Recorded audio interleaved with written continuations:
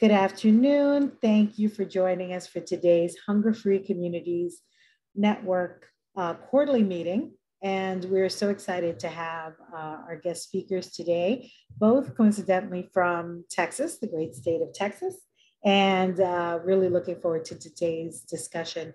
Hopefully you can see I'm sharing today's agenda. So first we'll hear about the Tackle Hunger Map, which I think for any of you who haven't heard about it, it's going to be very interesting for you to learn about this really important resource for food charities to be able to get additional support in the US.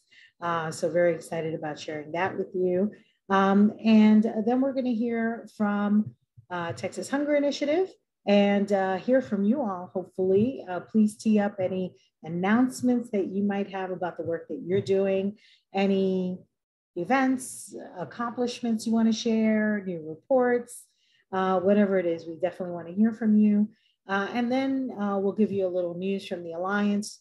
I'll announce a new staff member as well as share information about our virtual summit coming up in November. So without any further ado, I will stop sharing my screen and introduce you to Allison Reese. She's the Executive Director of Tackle Hunger, which is a movement related to the Super Bowl of Caring.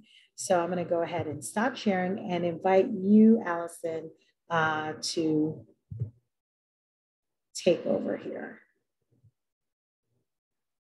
Wonderful. We can see your screen. Thank you, Allison. Excellent. Well, thank you so much, Minerva, for having us together. I enjoy being a part of this community. And of course, the Alliance to End Hunger is fabulous. And I encourage all sorts of groups to join. So we are proud to be a part of that network. So I know I'm going to assume that most people don't know a whole lot about who and what and why we do what we do. And the interesting thing is, for me, I've been a part of Super Bowl of Caring as the ED for 3 years now, but before that, I was on its national board. And while I was teaching, and I taught for 18 years and was a principal for 6 after that, and every single day I fed kids. It didn't matter, rich school, poor school, it didn't matter. I was always making sure that my kids had the nourishment they needed or they weren't going to learn.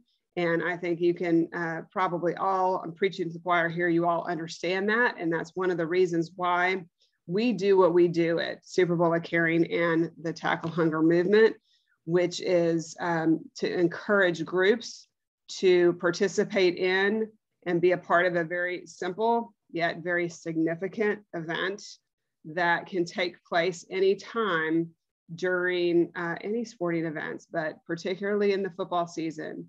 Were named because of the Super Bowl, the big game. So our goal was always to inspire people to give locally, make a collective impact on hunger. And so for the past 31 years now, we've been holding events that coincide with the big game where we ask people to give $1 or a can of food or $10 or whatever they want to give to whatever local food charity is near them. And over the time that we've been doing that, we've collected over $170 million that has been reportedly donated by groups across the country in all 50 states every year who tackle hunger and send that food directly to charities that they know. And it could be a charity at a church. It could be a charity that's down the street that's connected with a school. It could be a big food bank, all different types of food charities. And sometimes it's as small as a benevolence fund at a church or a family whose house just was, destroyed in a flood, for instance, because we're in Texas. We're dealing with rain right now from a tropical storm, a hurricane. So that's that being the case, we have been supporting local food charities through our efforts for 31 years. And this was started in a church. If you never heard this, it was started in a church in 1989. This pastoral intern said a prayer, Lord, even as we enjoy this Super Bowl football game, help us be mindful of those who don't have a bowl of soup to eat. And that's what started this movement that has really impacted over 300,000 unique groups over the years. It's pretty cool.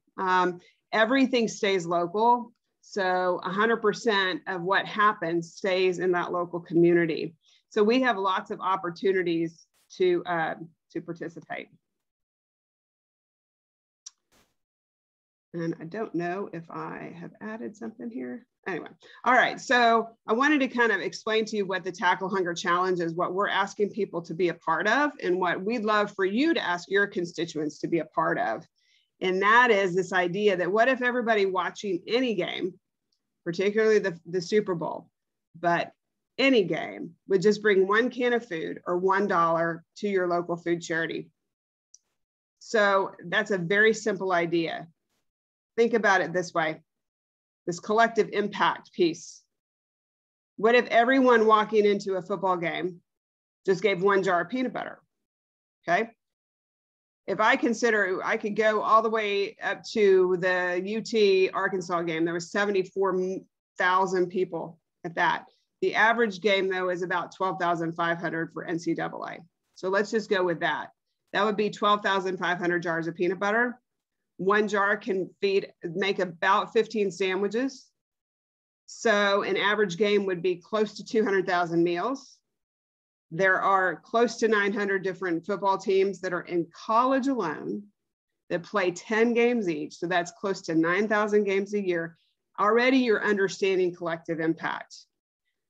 Super Bowl of Caring has been doing that for years with our campaigns, asking people to report what they do.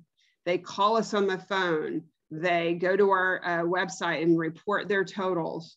And $10 here, $150 there, it all adds up. And that's our collective impact statement. That's what we believe to be very helpful for young people and groups alike to understand how important it is and how their $1 can make a difference.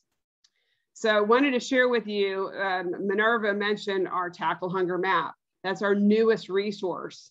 And we partnered with the Joint Artificial Intelligence Center and Dell Technologies to create this map. And actually, we'll be talking more about this in the future and showing some of the pictures of what this map looks like. When you take data about food charities across the country, here they are. Here's a picture, a snapshot of our map. If you take those food charities and you ask them what they need in real time, then the pins light up in different colors. And then donors can go to this map and make a donation directly to that charity that is in need. So the impact of this map is twofold. One is that it is able to provide us some data that can help us to understand how and where emergency resources need to be provided for any food charity in need. It also shows you, if you are a group, say you're a faith-based organization, you're a school, and you're looking for where your local food charity is doing their work, you can see that through our map. This map, our resources, everything we do is free to participate in. So we have charities going to our map, telling us what they need, and then those charities are getting the benefit of these donors who are going to this map and making a donation. We had one, I'll give you a quick example. We had an event last New Year's Eve with Nexstar Media, and we did a phone bank. We did, text to give, and people would text. It would take them to this map, and they could see where their local food charity was. They could make the donation to that local food charity through the map. Charities can actually create an account where that money flows directly to them.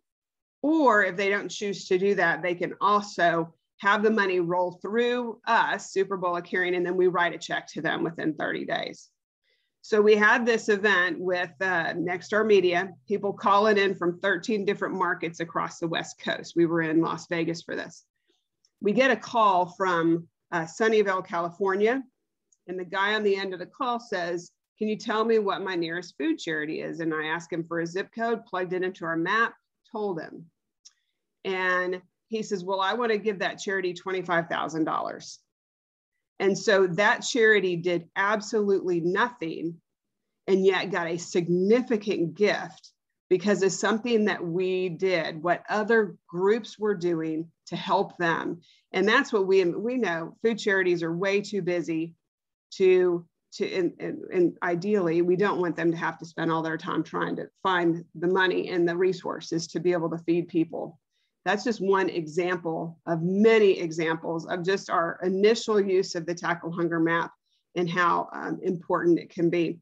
We see it, though, as a great solution with this data to be able to use emergency resources through groups like FEMA and other government grant programs to pinpoint where needs are so that those needs can be fulfilled. Those food charities can get what they need so that they don't have to turn anyone away.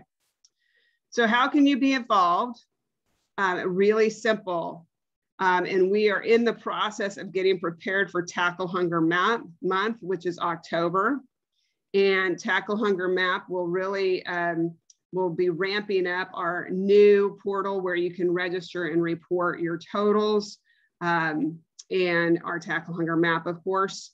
So these are all different ways you can engage with what we do, because this is just an idea. It's an event. It's a way to get people excited to participate in something that we all know is incredibly important, especially now.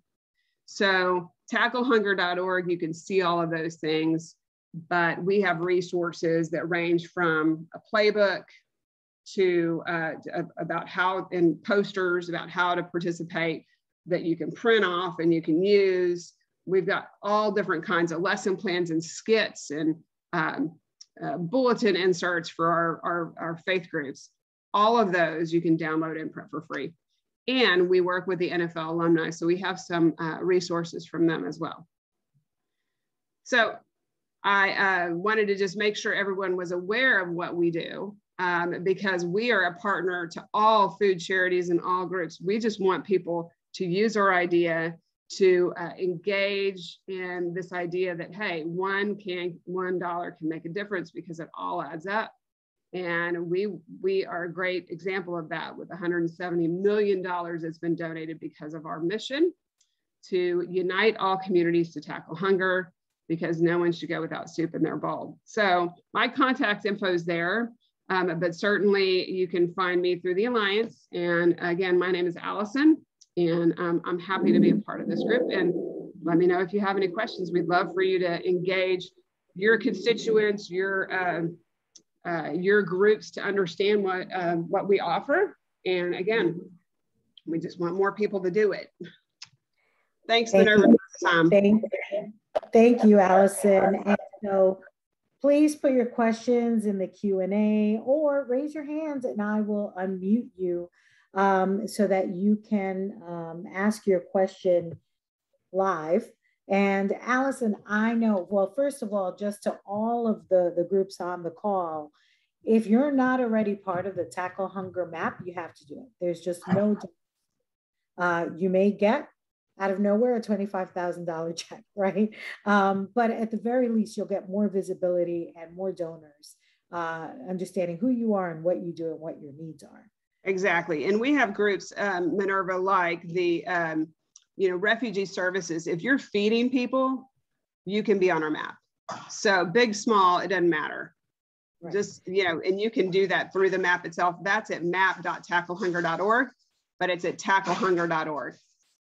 And so, and I know Allison and I have spoken about this. It doesn't matter if you're part of the Feeding America Network. It doesn't matter if you're independent. If you are feeding people, you can be part of their database. And so, Allison, since I suspect most of the groups are going to be looking to be part of the map so they can access those community resources, maybe you could dig a little more into that process and how it works. Yeah, sure. Well, and that's an easy one. You go to our map, we have a contact button at the top of the map. You can, if you're not already on the map, because you may be, and you may just not know it, and you may have been, we may just not have a good contact email information for you to get that, the word back and forth. But our charities engage Every couple of weeks, they get an email that says, hey, what's your current status? They click a button. Literally, it's in the email. They click a button. It automatically updates their status on that map. They don't have to go into the portal. But if they do go into the portal, they can see several things. They can see who's donated through the map, because those are their donors, the charity's donors, not ours. So they are able to download a PDF that shows who donated and what money it was. And then they can also update information that we share and partner with other groups like Hunger Free America, like Ending Hunger in America, like Means Database. We are sharing this data because we feel like it's pretty important that we have a really good database of all food charities that's maintained. And when one of us gets updated information, we want to share it with the rest of the groups, because that's one less thing. Food charities don't need to update 10 different databases. They should be able to do it one time, and all of us update each other who needs that data.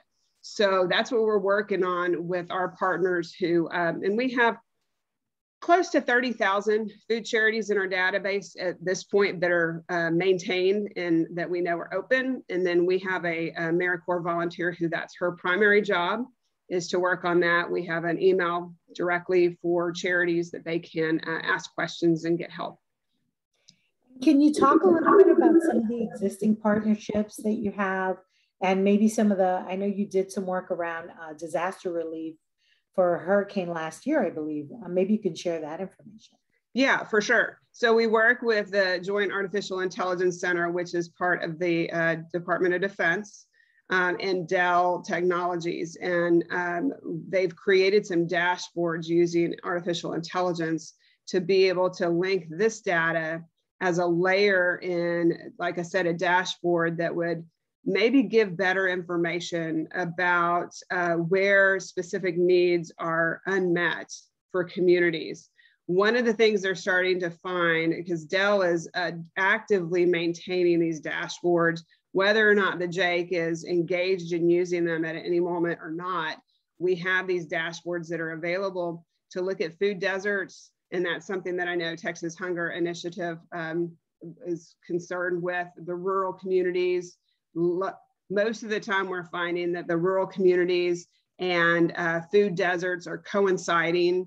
And then the only resource that that community has may be the church food pantry. It's an independent food pantry that isn't getting government resources and is completely dependent upon donors to fill those shelves.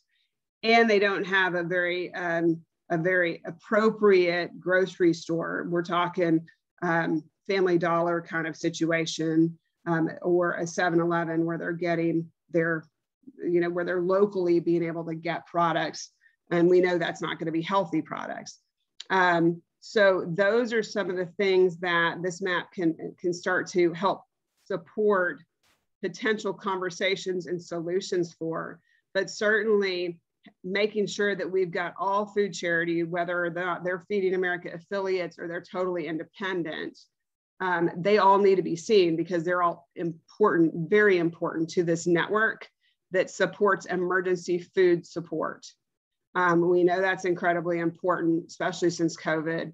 And we have directly seen evidence of where one food charity that's independent is closed, and the impact that has on the other charities, certainly in the area, but the people who don't get served them, and how to identify them and make sure they're getting served somewhere else. Because most of these people are fixed income seniors, right? And those are the ones that we have particular concern with in those regards. Oh, you're on mute, Minerva. Thank you. Not seeing any other questions at the moment. Allison, thank you so much for sharing this valuable information. And, feel free, we will send out the PowerPoint, and folks, feel free to email your questions afterwards or connect with Allison directly. So Allison, thank you for taking the time today. We really appreciate it. And it's so wonderful to hear about the great work that you're doing, and look forward to just spreading the word even more. Yeah, absolutely. Our goal is to just do that. We just want more engagement, more people to take this on and say, hey, this is an easy way to engage people. And most of the time we've seen years and years of experience to know that they love it. So thanks for the time to talk today, Minerva. My pleasure. Thank you so much. And I believe you stopped sharing your screen. Awesome. Now we're going to move towards a presentation from Texas Hunger Initiative. And Megan Hogue, who is the state organizing director. And, you know, Texas Hunger Initiative, hopefully you all know by now, is part of Baylor University and Baylor University's Collaborative on Hunger and Poverty. And so we're so thrilled to really hear from Megan today. Texas Hunger Initiative has been such a great partner with us at the Alliance. For any of you who are new groups with the Alliance, you know, we always share their toolkit and we share all of their resources because we think that they're so wonderful. And so really look forward to hearing from you, Megan, if you can. Turn on your video and share your screen with us. All right, everything looks good.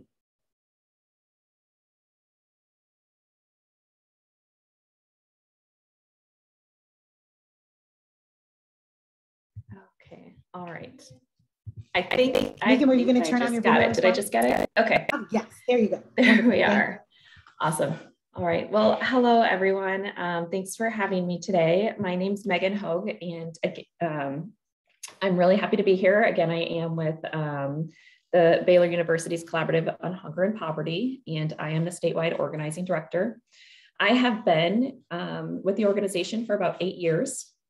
And although Baylor University is located in Waco, we do have 7 offices around the state. And I am actually located in our Houston office. And so today I'm going to share a little bit about our organization as well as our work around hunger-free community coalitions and our support for that. So I'm going to go over our programmatic strategies, resources that we have publicly available, and what we're going to be up to next.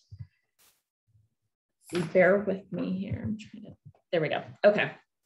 So in terms of what we do as an organization, well, first of all, we have gone through a name change. So a lot of you may, if you know of us as Texas Hunger Initiative, but we have transitioned to Baylor University's Collaborative on Hunger and Poverty.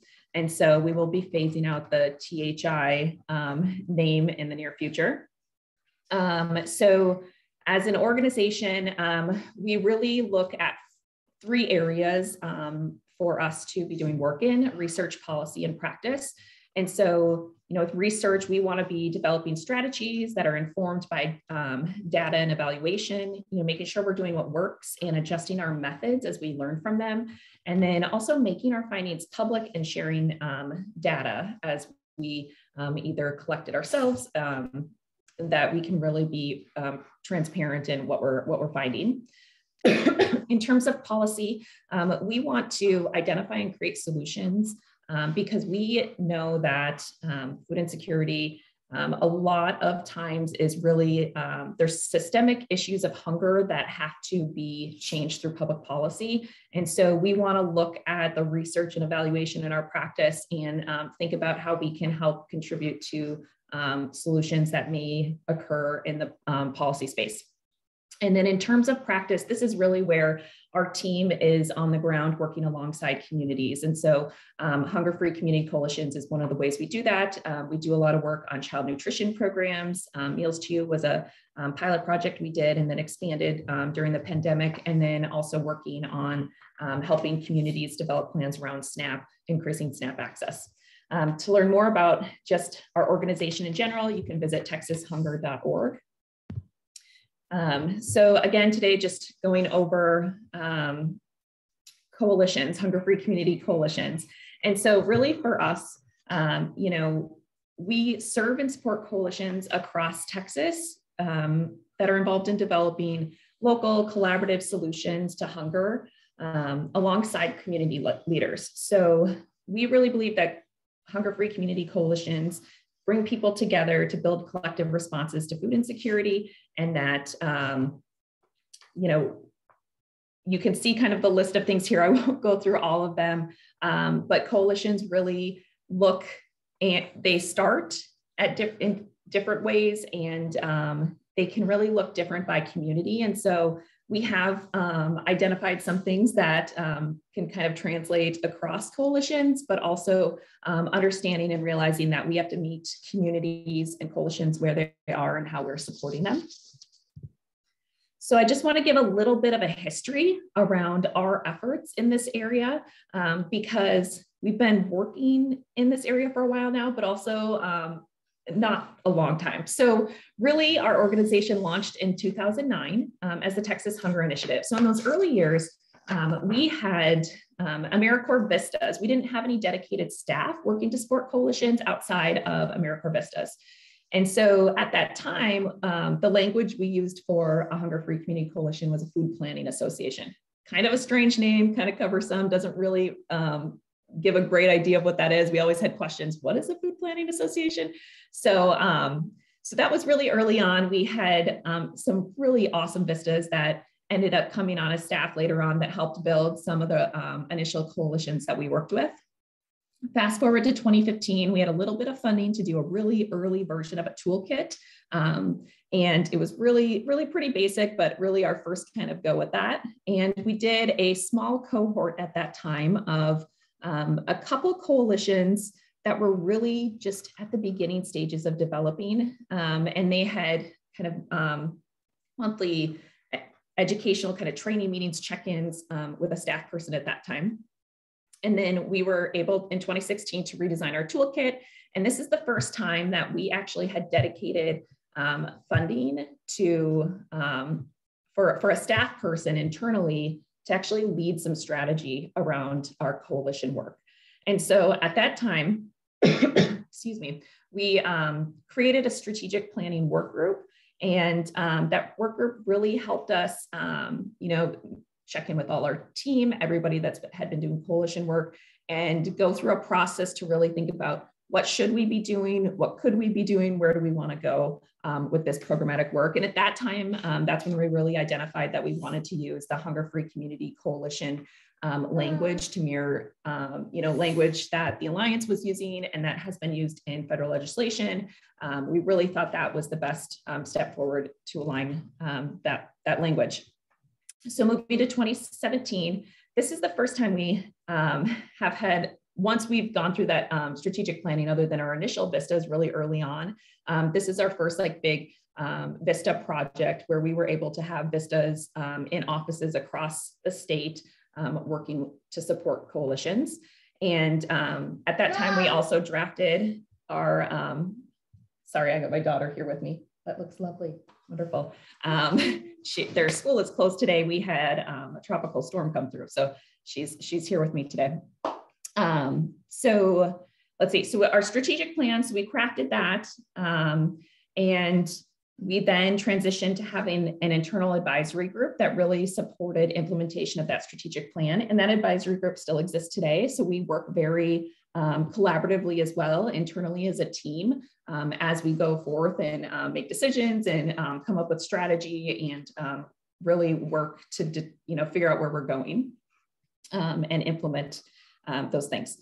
So fast forward to 2018, we updated the coalition toolkit based on experiences we had been having over the last several years. And so that's the toolkit we have today.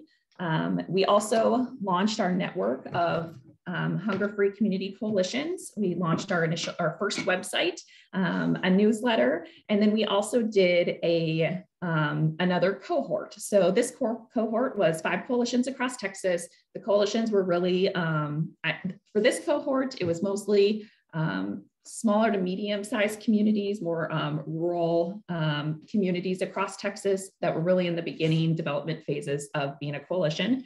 And then we did have the Vista project that year as well. We changed our name in 2019, continued the Vista project. In 2020, we did another cohort. This time it was with 8 coalitions across Texas at various stages. And of course, and also this is the last year that we had of the Vista project. This Vista project, like I said, we had Vistas placed in our offices. And so they were working alongside our staff to support coalitions in the community. And so 2020 with COVID, everything went virtual. It got crazy. We learned a lot. We had to kind of shift and figure out how do you support coalitions virtually, how do coalitions function virtually. And so a lot of challenges, a lot of things we learned, a lot of things that are still a struggle, but we're working through those. And so in 2021, we launched our new Hunger-Free Community Coalition website, texashungernetwork.org. And we got a new, we started a new VISTA project. It's the Food Security Initiative VISTA project.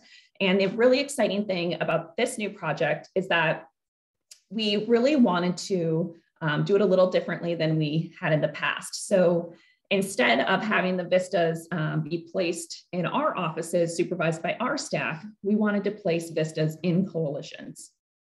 And so this time we were able to do that. Now there's a lot of logistical things, a lot of things to figure out because some coalitions, you know, are just all volunteers. And so figuring out supervision and sites and all of that, we're still working through that. It's early in the project, but we're really excited to be able to move VISTAs into really to be more integrated into coalitions, for the coalitions to have more ownership of the work of the VISTA and really, you know, be empowered to you okay? be empowered to have that VISTA within the coalition instead of, you know, being with us. So we're really excited about that. So far, we have placed VISTAs in 11 coalitions. We have a VISTA leader, and we're still recruiting for 5 additional coalitions. And these are coalitions that are in rural and urban communities, and they're really across Texas.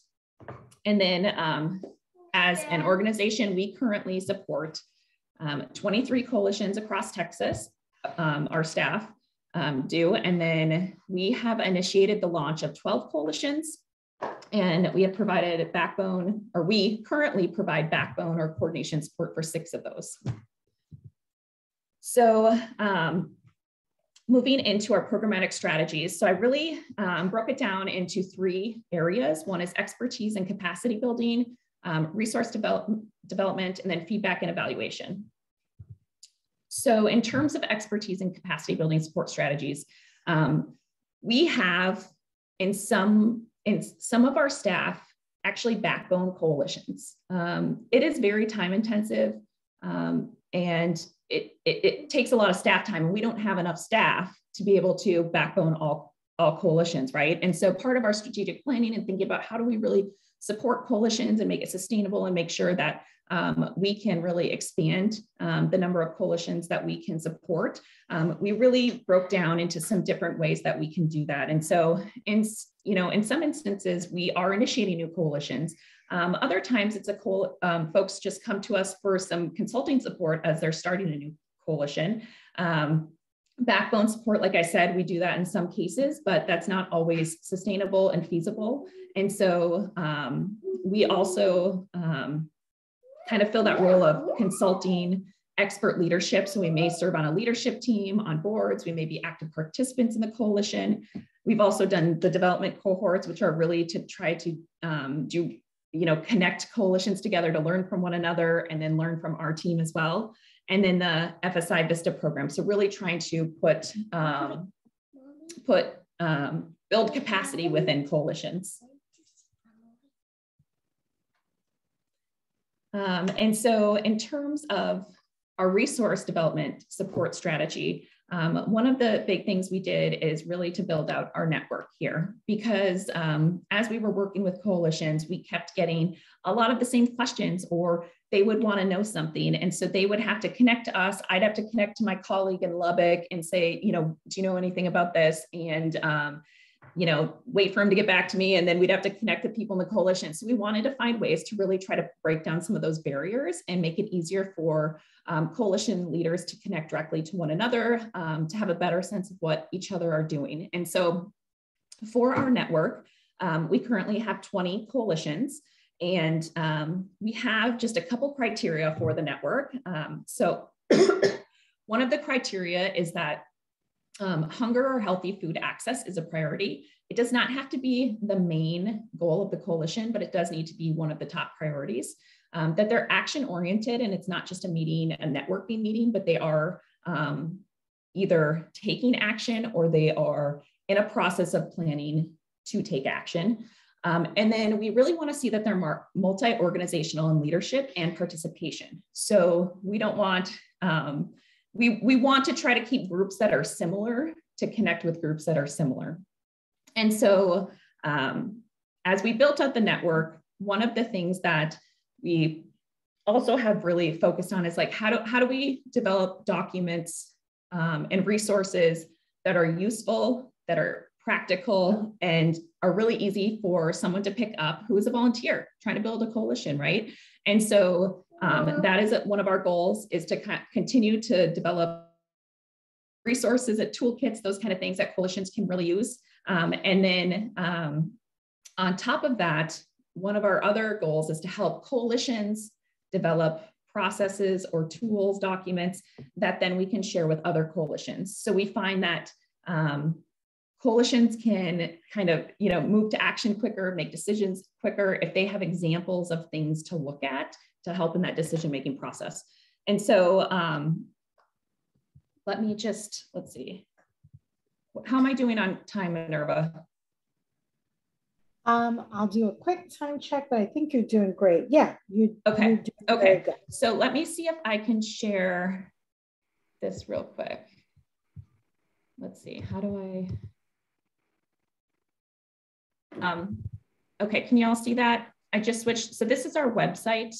We're still seeing your PowerPoint. Oh, there we go. Oh, I am? Okay, no. Did it see it now. Okay, we're good. Okay, yes. So part of previously our website had been just for network members, and we really wanted to open it up to everyone. We want to make this information easy for people to access and really be able to learn about coalitions, what they're doing, connect with them, and then access the resources that we've either developed, our coalitions have developed, or we found that are really helpful. And so it's a work in progress. We just, in terms of our resource bank and continuing to build it, but this is open, available. Encourage you all to check it out, use it as a resource.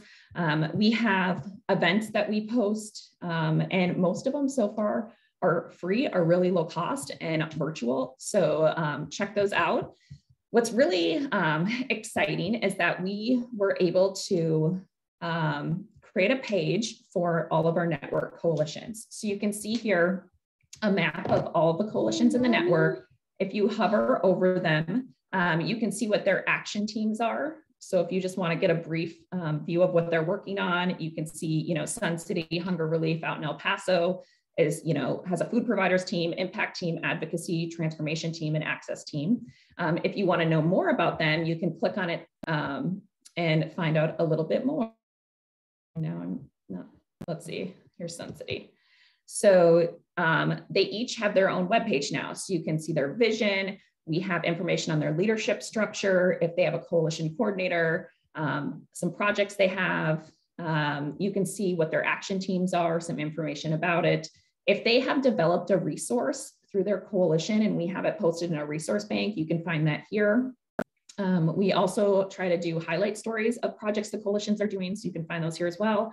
And then we have contact information. How do you connect with that coalition? Information on their public meeting schedule. So these coalitions are, they're available for people to connect to if they want to donate, volunteer, but also if you have questions about the work they're doing and you want to collaborate with them. We have network stories, resources. We have broken it down by topic areas, things that we see are really different buckets that we find coalitions ask about frequently. When you go into the resource, you can search for things, but you can see grants. We have grants listed in here as well that may be applicable in those categories, as well as other databases and any resources that a coalition has created. We also, you can go straight to the resource library, look at everything. We have our toolkits that we have developed that you can access right here as well. Again, events.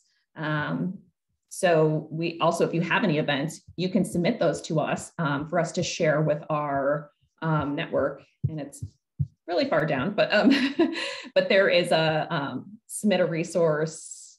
Yes, so that I think you would submit it through there if I'm recalling correctly. And then newsletter if you'd like to sign up for Take Action. We built this as like a stopping place, one for coalitions to really be able to connect with each other, get resources, find events, all of that, have a web presence. But also if people are interested in starting a coalition, we wanted to give that option. So we have here for you to connect with a coalition, join the network, start a coalition, and just some really basic information on how people can begin. So that is our website. I really would love y'all to check it out. Let's see if I can scoot back here, and that's texashungernetwork.org. So in terms of the last strategy, feedback and evaluation, this is really important to us.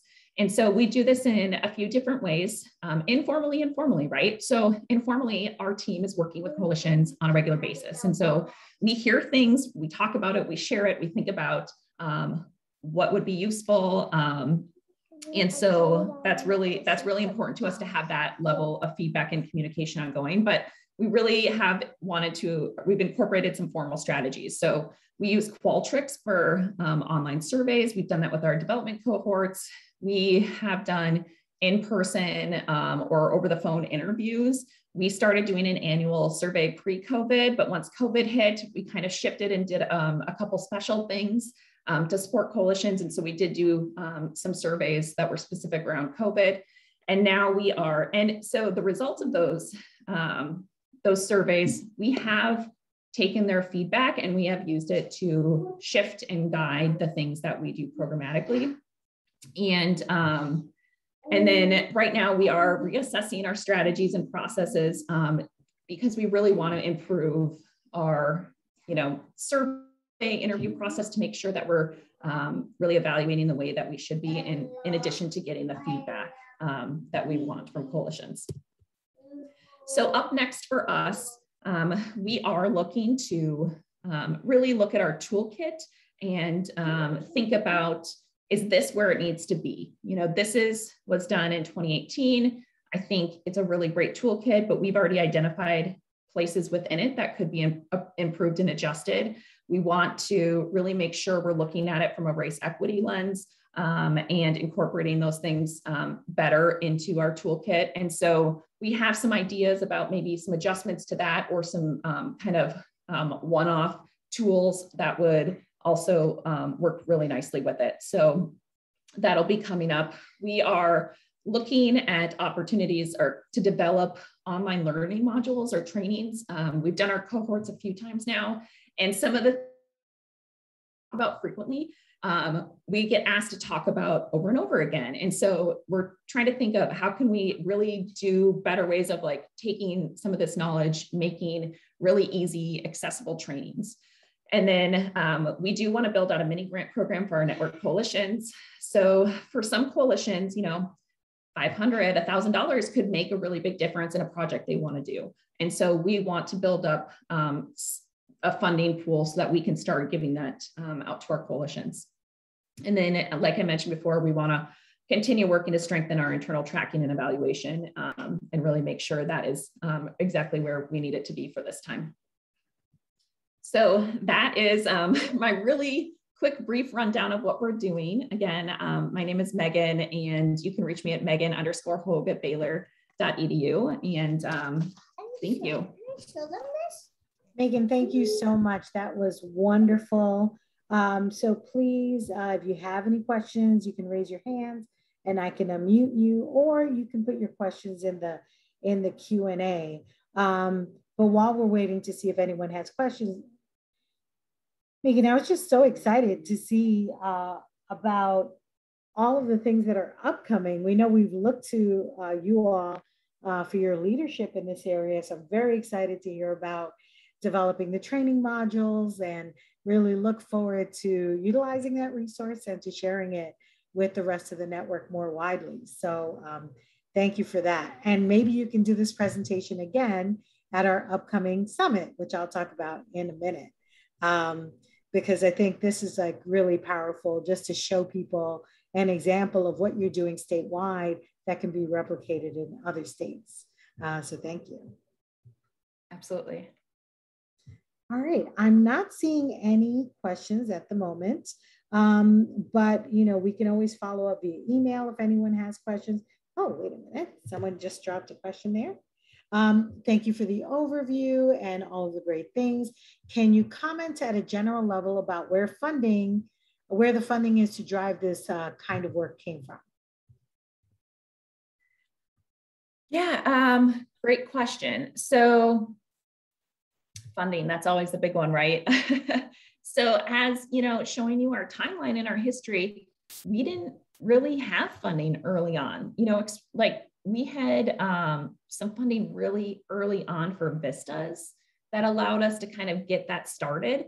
But early on, some of our coalition work that happened by our staff was because it was happening around other programmatic activities. So for example, let's look at like summer meals, right? So we may have a staff person that was funded to work on really increasing access and participation to summer meals. And one of the strategies that they used to do that in their community was building a coalition.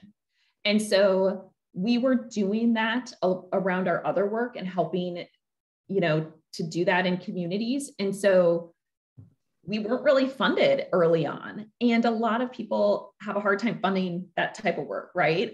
Because if they fund us, we're not really the coalition. We're kind of this trying to build capacity, and it can be more challenging to find funding for that.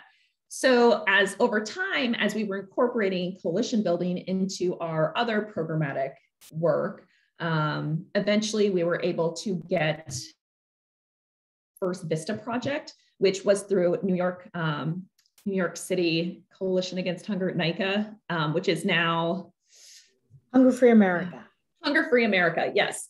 So they had a Vista program on capacity building. And so we were able to partner with them and get Vistas for that first Vista project. And then fast forward a little further, we were able to, we had grown enough as an organization, we were able to shift some funding to give some of our staff a little bit of time to help with strategy, to help us think it out so that we were better positioned to seek other funding. And so one of our large funders on child nutrition programs has also come along this journey with us. And because they've seen the benefit of supporting coalitions and working with coalitions, they actually started expanding their funding to us to include coalition work. And so it's been a process, but building coalition support into other program activities is possible because you can achieve programmatic outcomes, for example, increasing access and participation in summer meals through a coalition. And then in terms of coalitions, it really varies. A lot of coalitions we work with have no funding at all. Some coalitions were able to get, we have a couple coalitions that got some funding from a foundation to work on building a coalition around health and hunger. And so those coalitions have been able to have like dedicated staff time and really able to build up quicker because of that funding. But a lot of coalitions that we support don't have funding. And so one of the things we heard from them over and over again in all the surveys that we've been doing is we need like a coalition coordinator. We need support. We're volunteers. This is a lot on our plate. We need some support. And so with us moving into having another opportunity for a Vista project, that is also part of why we wanted to help bring resources to the coalition. And so the Vista project allows us to help push resources into the coalition in terms of, a human resource for capacity building. Yeah, so I hope that answers your question. It kind of covers the different areas. Yes, thank you so much. And I don't see any other questions at the moment, but thank you so much. I mean, for all of the work that you all do and really for shining a light on how we can do this work more effectively. So really appreciate that. I'm going to go ahead and share my screen again so we can see the rest of the agenda. So this is a good opportunity now for any of you who want to share announcements, events, Again, anything noteworthy that you want to share with the group, this is a good time to do it now. And feel free to raise your hand or just drop something in the chat if you like. And while we're waiting for that, I'll start on just the news from the Alliance, since we have a few more minutes here. So first and foremost, I do want to announce that we have a new staff member, new AmeriCorps Vista, who's going to be working with us. You know, we also, so many of us really rely on the AmeriCorps program for our hunger-free community work. And we're no different at the Alliance. And so I'm really thrilled to welcome to the staff, Sarah Ashraf. She started 2 weeks ago. And I look forward to all of you getting to know her over time. Sarah, can you say hi? Sure. Hi, everyone. I'm Sarah Ashraf. I'm an AmeriCorps Vista member. I will be working with the Alliance for the next year as a Hunger-Free Communities Associate. I just graduated in May from the CUNY School of Public Health with my MPH in Health Policy Management. I've been interested in food insecurity for many years. It started when I volunteered at a college campus food pantry during my undergrad years. And since then, I've assisted, running food drives, doing SNAP outreach, and other activities. I've been working with the Alliance for just 2 weeks, but I've been learning about all the great work that all of you are doing, and I'm excited to learn more and to work closely with all of you. Thank you. Thanks, Sarah. It's so great to have you. We do have a question from Luke to the group. And Luke is with DMARC in Iowa. Thank you, Luke.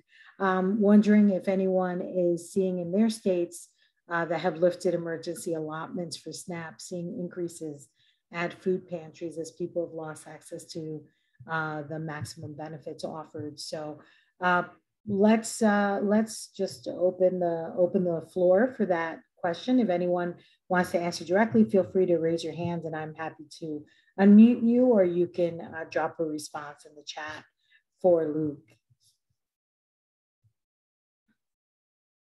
And just so while we're waiting, we haven't actually started to hear about this, Luke, yet at the Alliance, but I would not be surprised. Unfortunately, with the loss of the emergency allotments, as well as the end of enhanced unemployment for many people, we are afraid that we may see an uptick in use of emergency food programs, and we hope we do see an increase in SNAP usage, for folks who do need that additional support.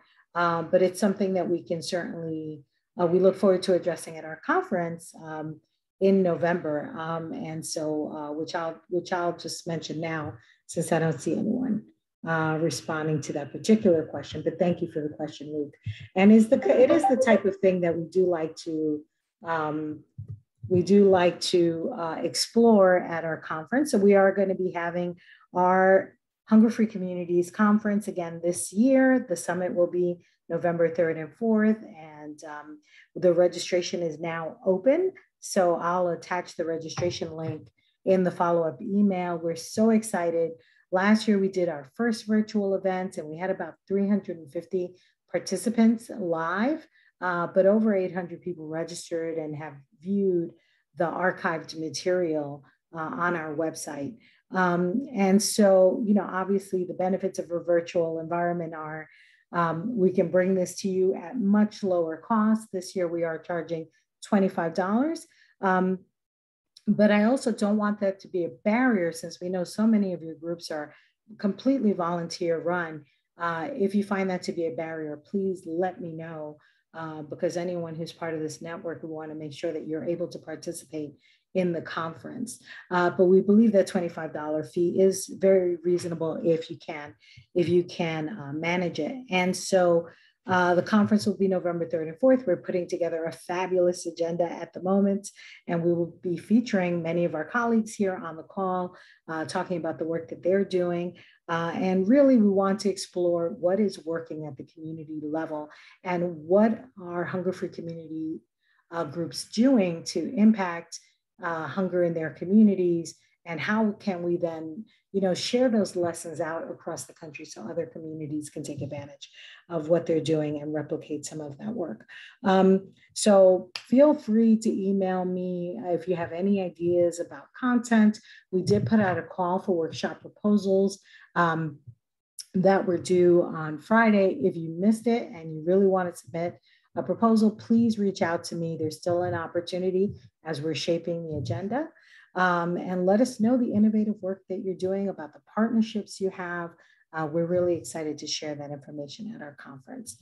And then finally, the other thing I'd like to share is just a call for new hunger-free community advisors. Hopefully you all know by now, as part of our Hunger-Free Communities initiative, we have a group of advisors, people with lived experience of hunger and poverty, who are there to give us a reality check at the Alliance, what's happening in communities, as well as really comment on the work that we're doing, the impact that it's having, and how we can think differently and new about the work we're doing, engaging communities, and really looking for innovative solutions to hunger.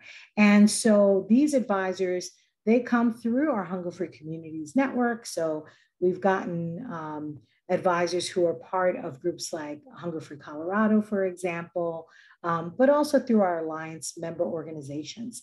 So some people have come through organizations like Results or Share Our Strength. And so this is just a call for new advisors. If you're working with people in your community who have experience with federal nutrition programs and would like to be part of the Alliance Hunger-Free Communities Advisory Council, we really welcome you submitting their names. And as part of this follow-up for this presentation, I will send out a description of what that program is and how potential advisors can connect with us.